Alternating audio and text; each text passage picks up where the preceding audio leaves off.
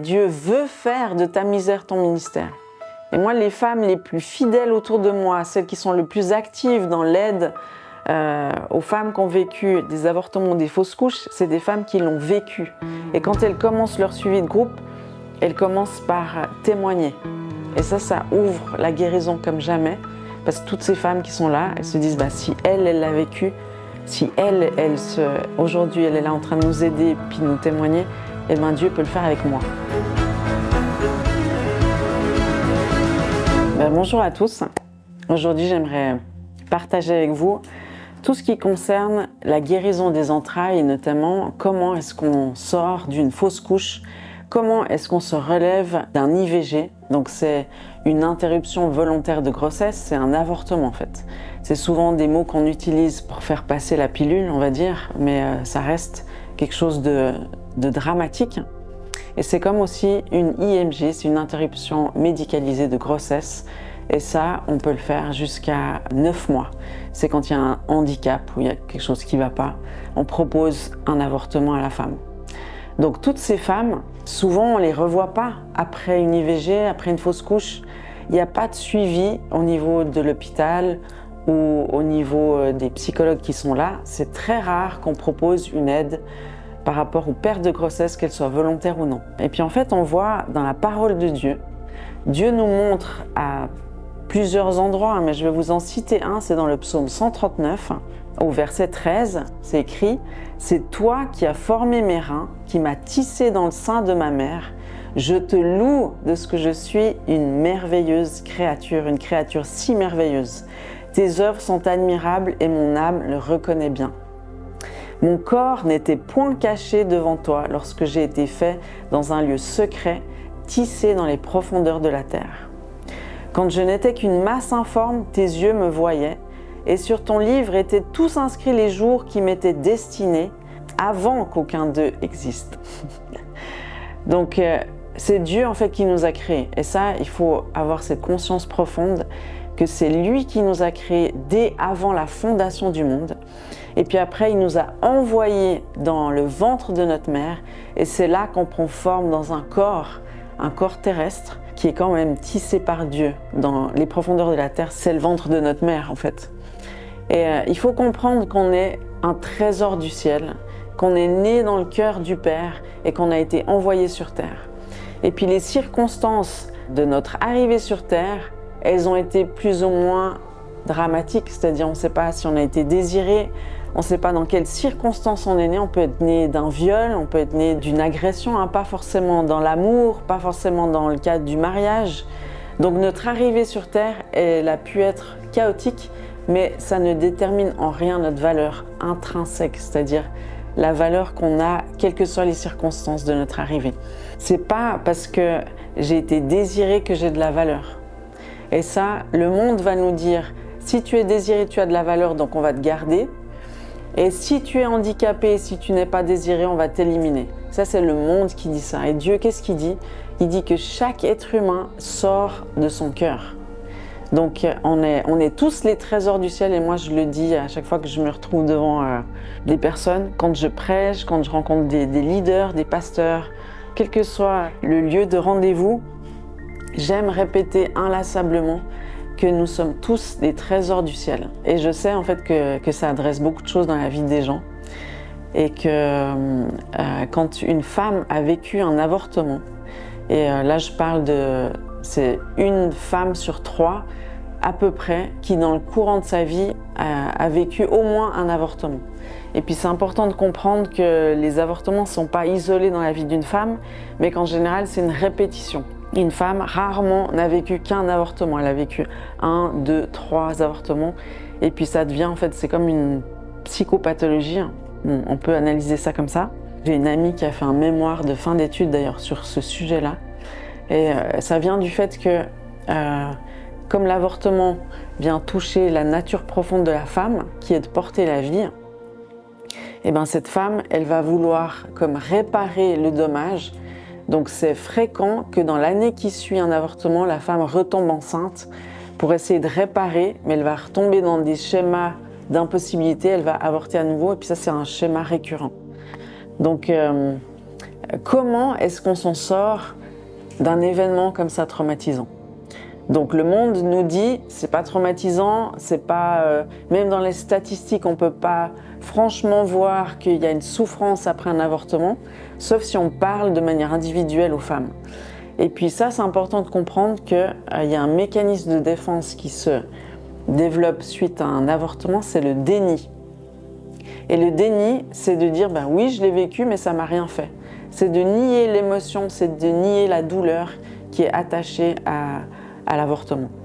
Et donc ça fait que quand on pose la question à une femme, en général, elle va dire « Non, ça m'a rien fait, c'est bon, de toute façon c'est la meilleure chose que je pouvais faire, j'avais pas le choix, je m'en sors très bien aujourd'hui. » Mais si on s'arrête là, et puis même dans le monde chrétien, ça va donner, le déni prend une autre forme, et ça va donner « Non, mais Dieu m'a pardonné, tout va bien, aujourd'hui je m'en sors très bien. » Mais si on creuse un petit peu et si on a la conscience, moi j'ai une formation de psychologue, donc je comprends ces mécanismes et je sais qu'il faut persévérer. Et en général, quand on persévère avec une femme, si on continue à lui poser des questions, si on a une empathie, si on n'est pas dans le jugement, et ben cette femme, à un moment donné, elle s'écroule sur place. C'est comme si le mur du déni commence à s'effriter et puis va s'écrouler gentiment. Et puis là, on peut commencer à avoir accès au cœur. Et puis on voit que la femme qui a vécu, mais aussi des fausses couches, mais l'avortement en particulier, elle emmure son cœur.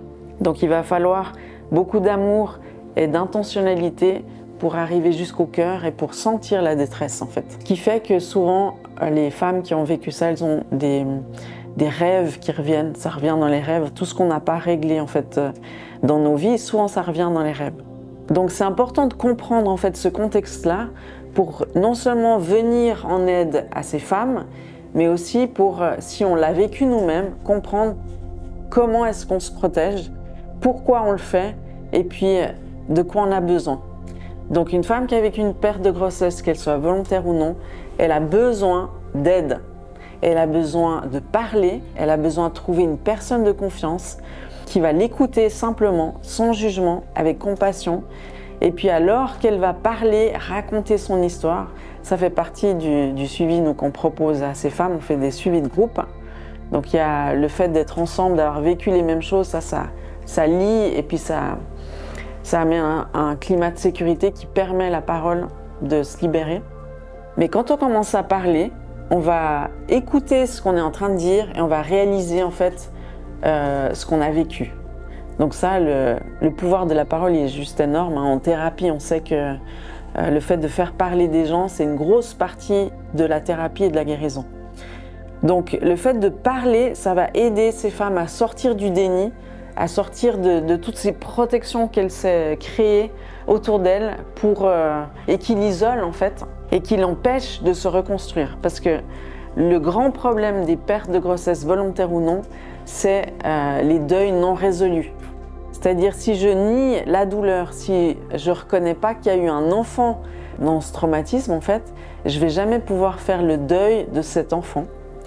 Et si je ne fais pas le deuil, je ne pourrai jamais me reconstruire. C'est pour ça qu'une femme qui a avorté, si elle ne règle pas cette problématique-là, elle va avorter tout dans sa vie. Ses projets, ses entreprises, ses relations. Il y aura une espèce de récurrence de sabotage, on peut dire un esprit de sabotage ou un esprit de punition où elle va se dire j'ai pas le droit d'être heureuse, j'ai pas le droit de vivre au final et donc je sabote tout ce que je fais. Ça c'est assez classique, hein.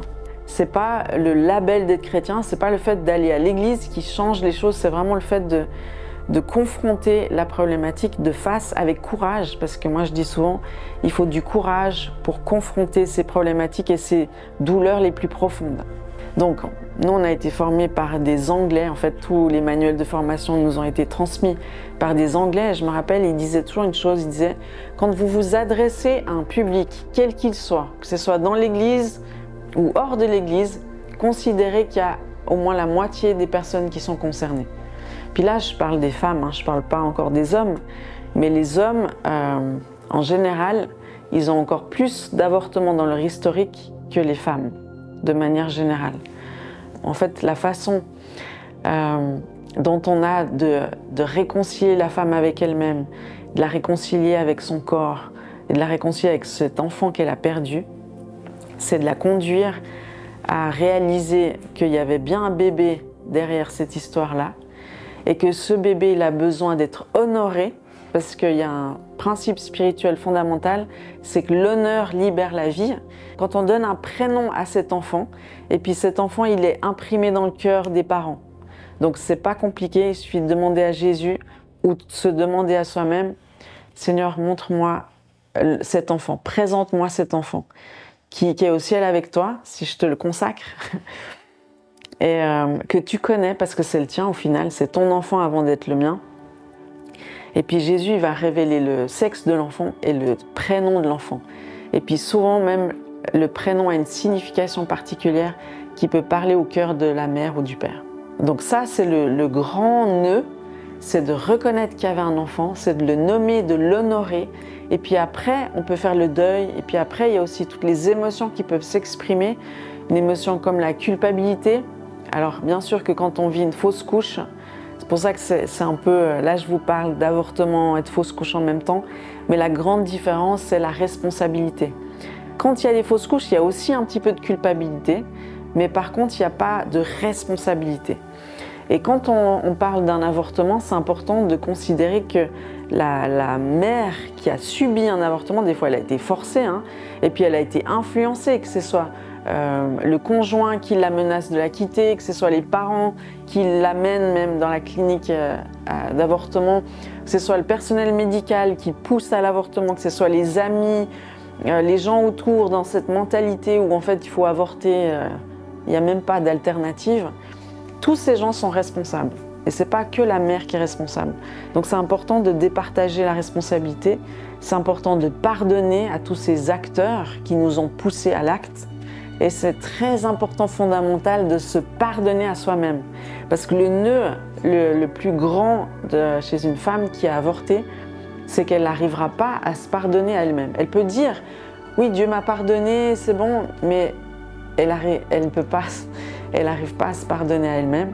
Donc ça, c'est le grand enjeu.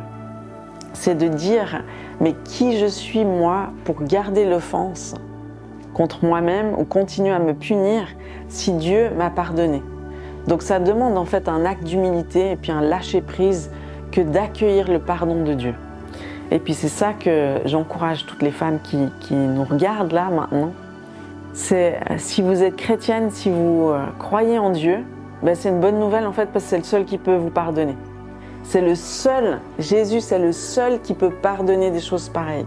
Je ne sais pas si vous vous rappelez cette histoire du paralytique qui est amené avec un toit qui s'ouvre. En fait, ils ouvrent le toit pour amener un paralytique à Jésus. Et puis Jésus, il confronte les pharisiens qui sont là parce qu'il entend leurs pensées. Et puis il leur dit, si vous ne croyez pas que je suis capable de pardonner les péchés, eh bien, je vais vous montrer que je peux relever des paralytiques.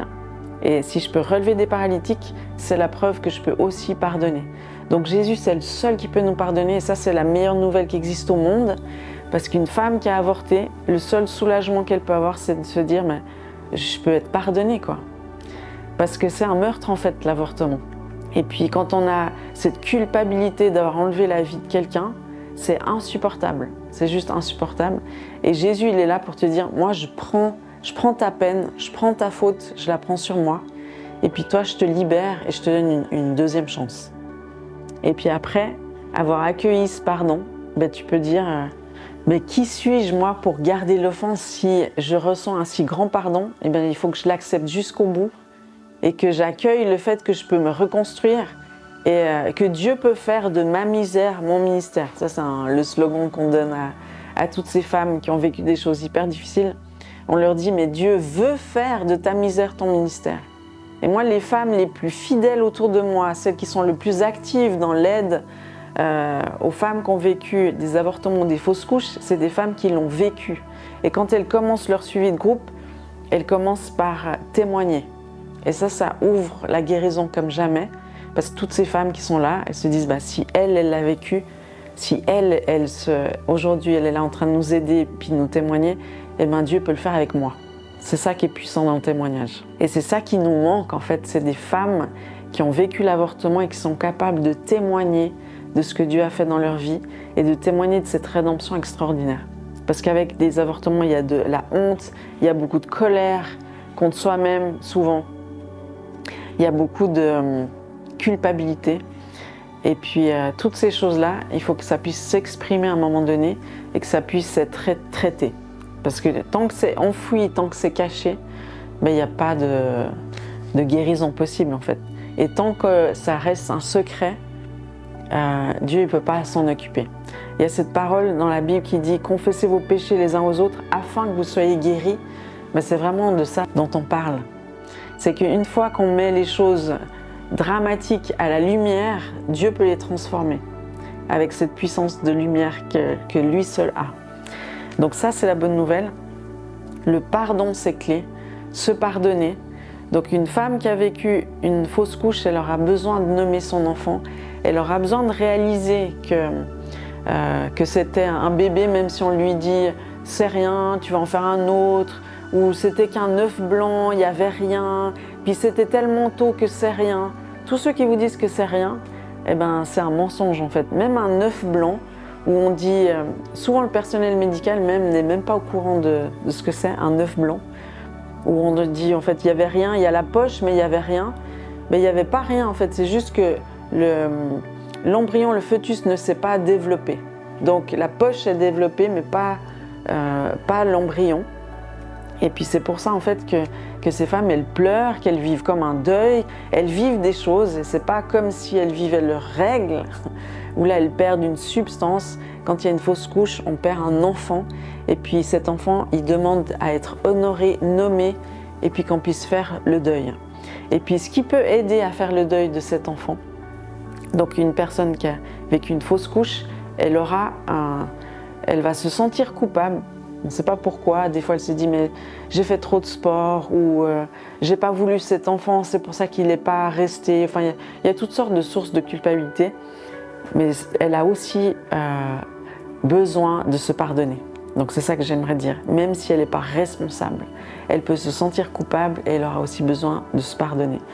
Et ce qui fait la grande différence, c'est vraiment les questions de responsabilité quand il y a un avortement. Mais c'est intéressant de voir que le monde considère les fausses couches, qu'il peut y avoir même des petits cercueils qui sont faits dans les cimetières pour les pertes d'enfants, notamment les fausses couches, on le reconnaît au niveau légal, alors que ce n'est pas du tout considéré quand c'est un avortement, même quand c'est un avortement médicalisé qui peut se faire jusqu'à 9 mois. C'est un peu la confusion et c'est pour ça que c'est important de pouvoir en parler, puis de pouvoir faire la différence entre une chose et une autre. Mais pour la guérison du cœur, c'est vraiment cette capacité de nommer l'enfant et de faire le deuil. Et des petites choses pratiques que vous pouvez faire, c'est écrire une lettre à votre enfant. Vous pouvez lui demander pardon, vous pouvez lui dire à quel point vous l'aimez. Écrire une lettre, ça va beaucoup vous aider. Et puis il y a aussi planter un arbre, lâcher un ballon à l'hélium dans le ciel avec son prénom dessus. Vous pouvez peindre, vous pouvez sculpter, faire toutes sortes de choses créatives. Vous pouvez écrire le nom sur une pierre que vous allez enterrer. Enfin, vous pouvez être créatif en fait dans la façon dont vous allez faire le deuil. Mais on dit souvent, pour mieux faire le deuil, il faut voir le corps de la personne qui est décédée. Mais c'est aussi vrai pour les pertes de grossesse volontaires ou non. Parce que des fois, il y a des choses dramatiques où on tire la chasse d'eau quand on perd des éléments du bébé, alors qu'un bébé à 10 semaines, il est tout formé, il est tout magnifiquement fait, et puis ça, on ne nous le dit pas. Dans le corps médical, nous parle d'une masse informe, ou d'un amas de cellules, on va dire, alors que c'est un petit trésor minuscule. Et donc c'est important, si vous pouvez, de demander le corps de l'enfant, et puis de faire un enterrement pour pouvoir mieux faire le deuil.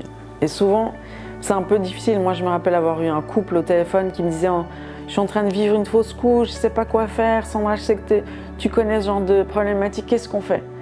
Et dans le drame, je sentais qu'il fallait leur dire « Demandez au corps médical de vous donner le corps de votre enfant et puis allez dans la montagne quelque part, faites comme un petit enterrement. » Ça va vous aider à faire le deuil. Donc c'est difficile de parler de ces choses-là quand on est en plein drame. Mais c'est important de chérir aussi tout ce qu'on peut. Parce que quand on n'a rien vu, quand on n'a pas pu toucher, quand on n'a pas pu chérir le corps, c'est plus difficile de faire le deuil. Et puis aussi toutes les questions d'handicap, j'aimerais dire que souvent on dit cet enfant ne sera pas viable, il faut avorter.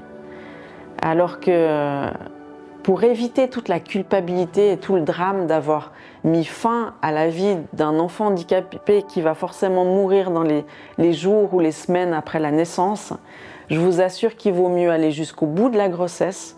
Et puis là, vous devrez vous battre contre le corps médical parce qu'il y a une pression certaine. Mais si vous allez jusqu'au bout de la grossesse, vous allez rencontrer votre bébé, même si c'est quelques jours, quelques heures, quelques semaines, vous n'allez jamais le regretter dans votre vie d'avoir pu chérir cet enfant jusqu'au bout et sans porter la culpabilité d'avoir mis fin à sa vie. C'est tellement important et c'est rare qu'on vous le suggère, qu'on vous le propose. Mais moi, je connais des femmes qui ont passé par là, qui après ont créé des sites internet et qui sont traduits en 10 langues pour ces genres de problématiques. Donc je vous encourage à chérir la vie parce qu'on est tous les trésors du ciel. Puis en général, une femme qui a avorté, c'est parce que sa maman a avorté.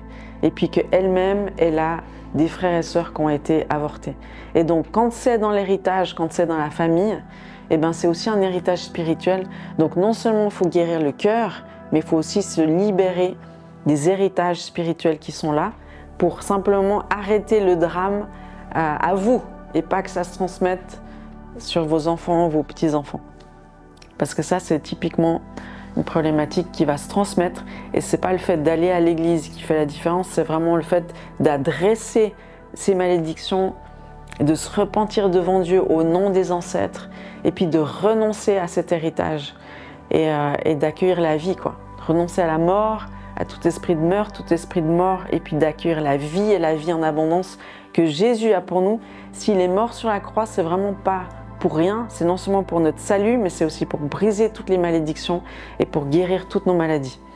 Donc je vous encourage à nommer cet enfant au ciel, à le remettre entre les mains du Père, à le célébrer et puis à le relâcher en même temps, et à faire tous ces actes un peu symboliques pour vous aider à faire le deuil. Et puis laissez-vous le temps de pleurer cet enfant et laissez-vous le temps aussi d'en parler à votre conjoint, mari et aussi à vos enfants.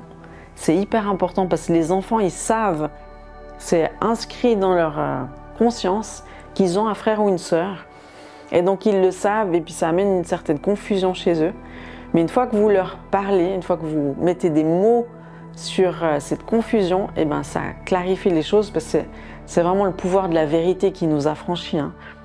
Mais c'est très important de pouvoir en parler, en tout cas aux enfants, à son mari, à son ex-conjoint, j'en sais rien. Et puis qu'ensemble, en famille, on puisse honorer cet enfant, qu'il ait une place au milieu de nous. Moi, j'aime bien parce que les femmes qui passent par nos suivis de perte de grossesse, après cette guérison, même si c'est la caissière au supermarché qui leur dit « Ah, vous avez combien d'enfants ?» Elles vont dire « J'ai un enfant au ciel et puis j'ai 2 enfants sur terre. » Et ça, elles se sentaient poussées par le Saint-Esprit de dire ça. Et ça, c'est honorer la vie. L'honneur libère la vie, c'est très puissant l'honneur. Vous verrez à travers toute la parole de Dieu que l'honneur, c'est une conjugaison de l'amour et ça amène la guérison et ça amène la paix et la réconciliation. Donc voilà. Moi, j'espère que vous avez pu vous saisir de toutes ces pépites, non seulement pour le renouvellement de votre intelligence, mais aussi pour la guérison de votre cœur ou alors l'aide que vous pouvez apporter autour de vous. Mais une femme qui témoigne en fait de son avortement, de sa fausse couche une fois qu'elle est guérie, elle a ce pouvoir en fait d'amener plein d'autres femmes à qui elle témoigne vers cette même guérison, vers cette même délivrance. Donc je vous encourage à vivre votre guérison et après à témoigner de ce que Jésus a fait dans votre vie pour aider plein d'autres femmes. Voilà, je vous bénis et puis je bénis vos entrailles, je bénis le fruit de vos entrailles et je libère la vie à l'intérieur de vous pour que vous puissiez vous reconstruire et puis redémarrer tout à nouveau comme dans une page blanche où Jésus, c'est le seul qui a le pouvoir de changer le mal en bien et de vous donner une nouvelle chance. Donc soyez bénis, à tout bientôt. Ciao. Je t'invite à liker la vidéo, à la partager si ça t'a fait du bien et à t'abonner à notre chaîne TVNFR.